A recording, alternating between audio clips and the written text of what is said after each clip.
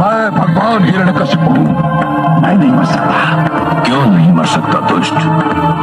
क्या तूने किसी माता के गर्भ से जन्म नहीं लिया है? ब्रह्मा जी ने मुझे वरदान दिया है। क्या वरदान दिया है? कि ना मैं दिन में मर सकता हूँ, रात्रि में।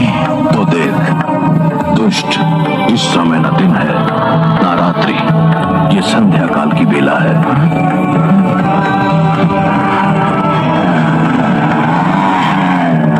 ना मैं घर के भीतर मर सकता हूँ, न घर के बाहर। तू न घर के भीतर है न घर के बाहर, तू इस समय चौखट पर है।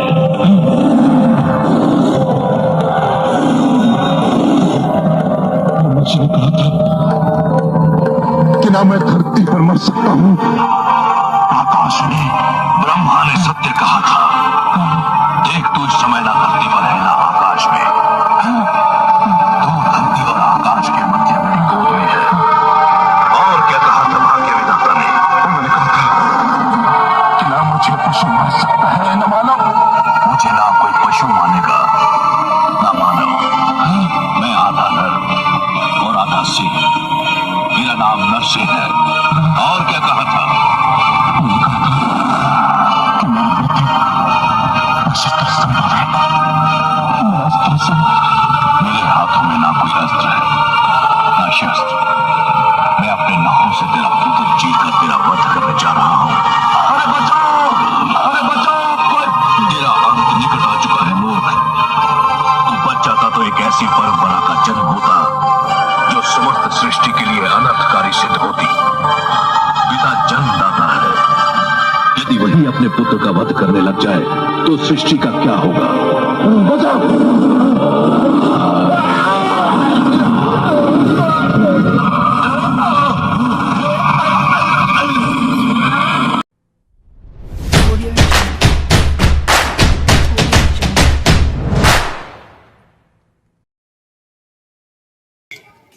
ओम नमो वासुदेवाय नमः। कई सहस्त्रों वर्ष पहले जब पृथ्वी ने पहली बार धड़कना शुरू किया था, जब ब्रह्मा ने सृष्टि रची, शिव ने संहार का दायित्व लिया, तब पालन का संकल्प उठाया नारायण ने। सत्युग की पहली सांस में ही धर्म की नींव रखी गई, सत्य, तप, शांति और न्याय के स्तंभों पर। लेकिन सृष्टि में जब जब संतुलन डगमगाया, अधर्म ने सर उठाया, तब विष्णु ने लिया अवतार। यह कथा उन्हीं अवतारों में से एक की है, जो ना पूरी तरह से मनुष्य था ना पूरी तरह से पशु। यह कथा है महाअवतार नरसिम्हा की।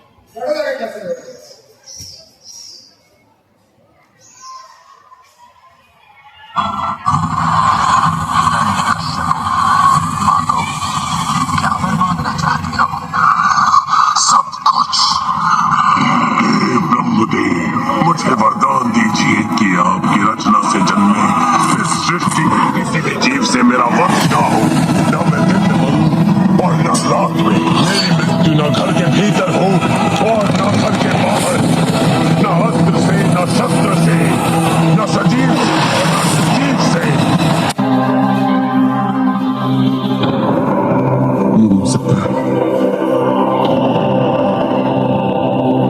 ये नहीं हो सकता। ऐसा नहीं होने दूंगा, ऐसा कदापि नहीं होने दूंगा। तेरे विष्णु ने मेरे भाई को छीना, मेरी बहन को छीना और अब मेरे गुरुदेव को छीन लिया तेरे विष्णु ने।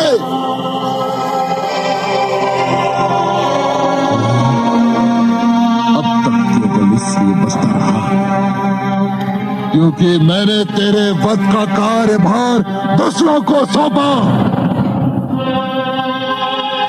क्योंकि मैं तेरे वक्त से अपने हाथ नहीं रंगना चाहता था, किंतु अब यह शुभ कार्य मुझे स्वयं करना होगा।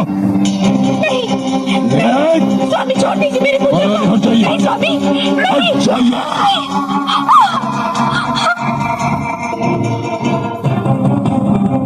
अब कोई नहीं आ सकता।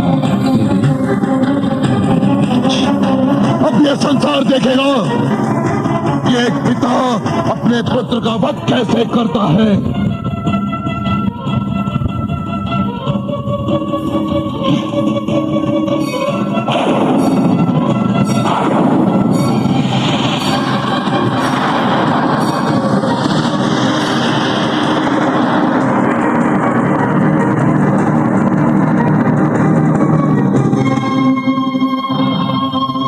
मैं इस आसुरी खड़क से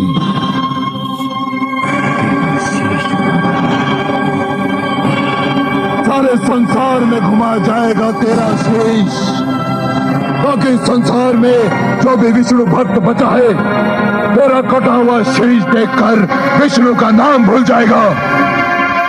मैं यहाँ बैठे सबको चेतावनी देता हूँ कि कोई मेरे और इस दुष्ट के बीच आने का साहस न करे। हे आदरणीय पिताश्री, मेरे और आपके बीच तो कोई बहुत पहले से आरंभी से उपस्थित है। मेरे श्री विष्णु भगवान।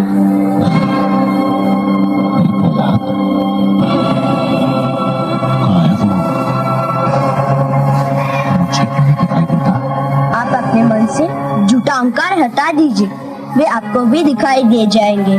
झूठ बोलता है तो झूठ बोलता है।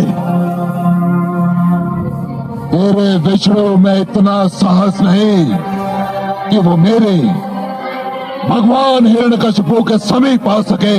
समीप नहीं पिताश्री, वे तो आपके भीतर भी है, बस आप देखने का प्रयत्न नहीं करते।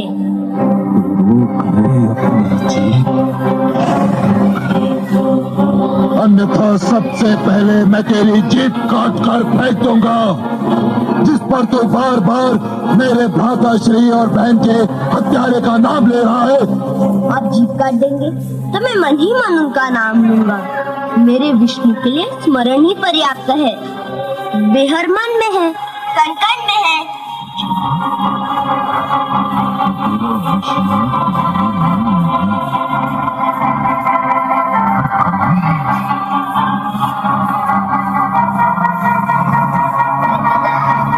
तेरा विष्णु स्तंभ में है।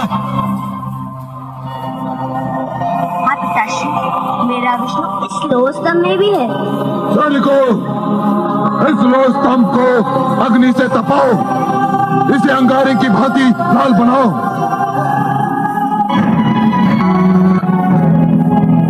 चल नहीं स्वामी, चल। मत ले जाइए मेरी लाश को, छोड़ दीजिए उसे। क्षमा कर दीजिए, मत ले जाइए उसे। क्षमा कर दीजिए स्वामी, मत ले जाइए, मत ले जाइए, मत ले जाइए।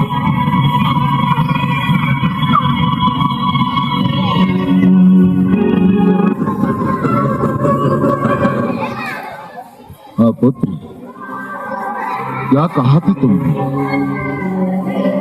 इस लोह स्तंभ में तेरा विष्णु है। यदि इस लोह स्तंभ में तेरा विष्णु है तो जा गले लग इसके, जा। अपने विष्णु तो आज्ञा पिताश्री, आपका आशीर्वाद चाहिए। ओम नमो भगवती वासुदेवाय। ओम नमो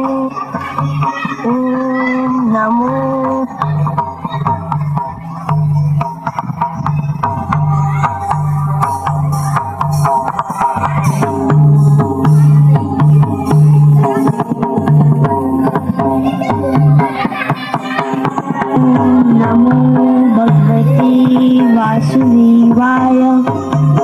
ओम नमो भगवती वासुदेवाय। ओम नमो भगवती वासुदेवाय। ओम नमो भगवते वासुदेवाय।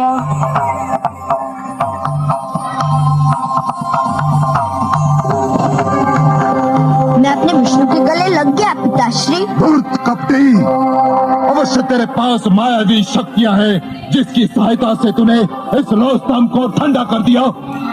सैनिकों, बांध दो इसे इसी खंभे से। आज मैं इसके प्राण लेकर ही थम दूंगा। मान दो इसे।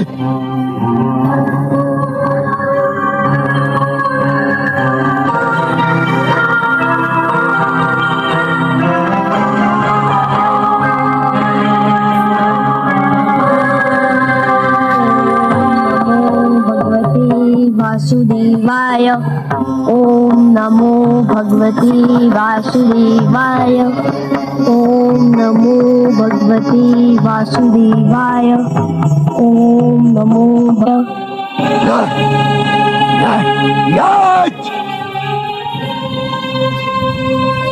अब तुझे कोई नहीं बचा सकता। तेरा विष्णु में नहीं।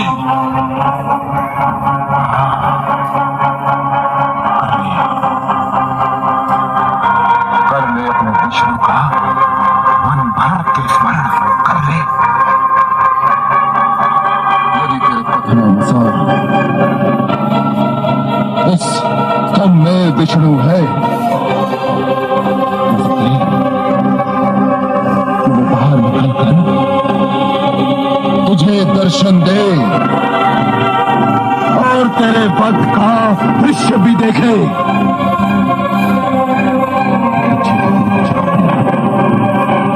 अब तू जीवित नहीं बचेगा।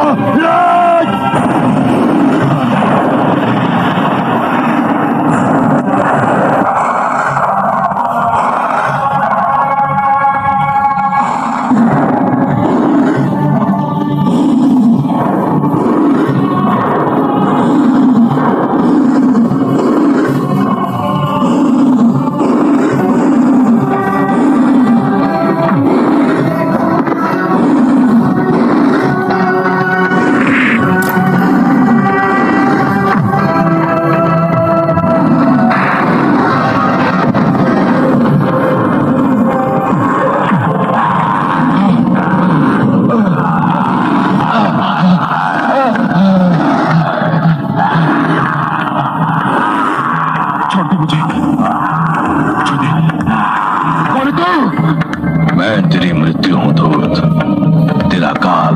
नहीं मर सकता। मैं नहीं मर सकता। मैं भगवान हिरण्यकशिपु हूं। मैं नहीं मर सकता। क्यों नहीं मर सकता दुष्ट? क्या तूने किसी माता के गर्भ से जन्म नहीं लिया है? ब्रह्मा जी ने मुझे वरदान दिया है। क्या वरदान दिया है? कि ना मैं दिन में मर सकता हूं न रात्रि में। तो देख दुष्ट, इस समय न दिन है ना रात्रि, ये संध्या काल की बेला है।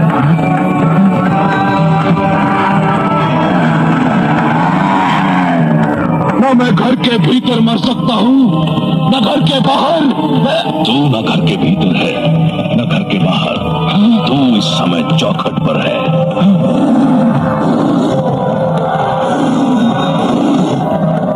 मुझे ने कहा था कि ना मैं धरती पर मर सकता हूं। आकाश में ब्रह्मा ने सत्य कहा था। देख तू इस समय ना धरती पर है ना आकाश में, तू धरती और आकाश के मध्य में गोद में है। और क्या कहा था भाग्य विधाता ने? उन्होंने कहा था कि ना मुझे पशु मार सकता है न मानव। मुझे ना कोई पशु मानेगा ना मानव। मैं आधा नर और आधा सिंह, मेरा नाम नरसिंह है। और क्या कहा था? उन्होंने कहा था कि मेरी मृत्यु अस्त्र संभव है। अस्त्र संभव। मेरे हाथों में ना कोई अस्त्र है ना शस्त्र। मैं अपने नखों से तेरा पुत्र चीर कर तेरा वध करने जा रहा हूं। अरे बचाओ! अरे बचाओ! तेरा अंत निकट आ चुका है मूर्ख। तू बच जाता तो एक ऐसी परंपरा का जन्म होता जो समस्त सृष्टि के लिए अनर्थकारी सिद्ध होती। पिता जन्मदाता है, यदि वही अपने पुत्र का वध करने लग जाए तो सृष्टि का क्या होगा? बचाओ!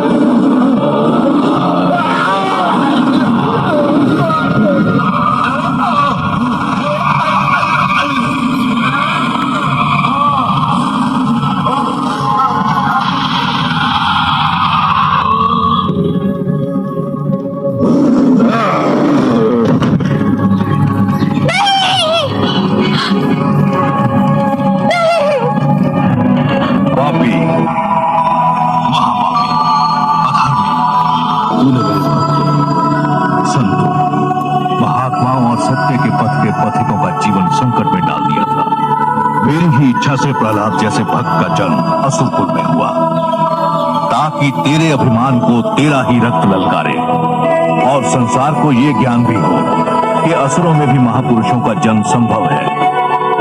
हे नराधम, तूने ब्रह्मा से छल द्वारा एक वरदान क्या मांग लिया? तूने वास्तव में यह समझ लिया कि तुझे मृत्यु से मुक्ति मिल गई। मूर्ख, परमेश्वर के अतिरिक्त जन्म और मृत्यु के चक्र से कोई मुक्त नहीं है। तेरे मन में यह भ्रम समा गया कि तू श्रेष्ठ है, तू सर्वशक्तिमान है। हे दुर्बुद्धि, हे दुर्मते, केवल ईश्वर श्रेष्ठ है। ईश्वर, केवल ईश्वर सर्वशक्तिमान है, केवल ईश्वर सर्वशक्तिमान है।